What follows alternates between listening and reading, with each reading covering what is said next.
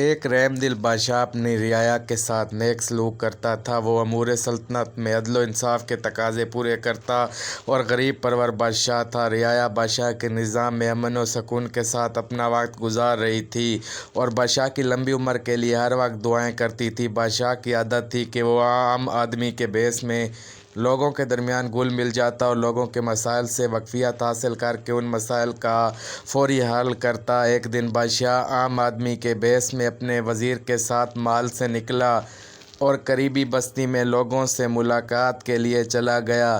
راستے میں بادشاہ کا پاؤں پھسلا جس سے بادشاہ کا جوتا ٹوٹ گیا۔ بادشاہ کا ٹوٹا جوتا دیکھ کر وزیر نے بادشاہ سے کہا، حضور والا، یہاں قریبی ایک موچی آئی ہے، اس کے پاس تشریف لے چلیں، وہ آپ کا جوتا مرمت کر دے گا۔ دونوں قریبی موچی کی چھوٹی سی دکان پر پہنچے اور بادشاہ نے اپنا جوتا موچی کو مرمت کرنے کے لیے دیا۔ موچی بولا، آپ فکر نہ کریں، میں ابھی اسے گانٹھ دیتا ہوں۔ موچی نے سوئی میں دھاگا ڈالا اور فوراً ہی جوتا مرمت کر دیا۔ جوتا جڑ گیا تو بادشاہ نے موچی سے پوچھا، آپ اس مرمت کا کتنا معاوضہ لیں گے؟ موچی بولا، جناب، میں اتنے سے کام کے آپ سے کوئی پیسے نہیں لوں گا، اتنا سا کام تو میں ویسے ہی کر دیتا ہوں اور آپ لوگ تو پردیسی لگ رہے ہو، اس لیے آپ سے پیسے نہیں لیے جا سکتے۔ بادشاہ نے موچی سے کہا، اس کام کے پیسے تو میں تمہیں ضرور دوں گا، اس لیے اپنی جائز اجرت بتاؤ۔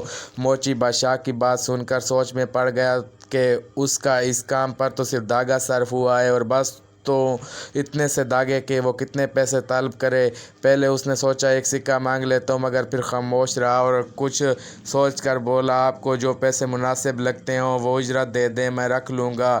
بادشاہ نے اپنے وزیر سے کہا، اسے اس کام کی اجرت میں 2 گاؤں دے دو۔ تب موچی کو پتہ چلا جس کا جوتا اس نے مرمت کیا ہے وہ تو سلطنت کا بادشاہ ہے۔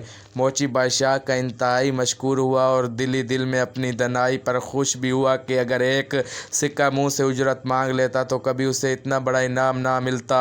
انسان جب بھی سوچتا ہے تو وہ اپنے علم اور اپنے قد کے اندر سوچتا ہے اور اسے معلوم نہیں ہوتا کہ رب کائنات جب کسی کو عطا کرتا ہے تو اپنے منصب کے مطابق عطا کرتا ہے۔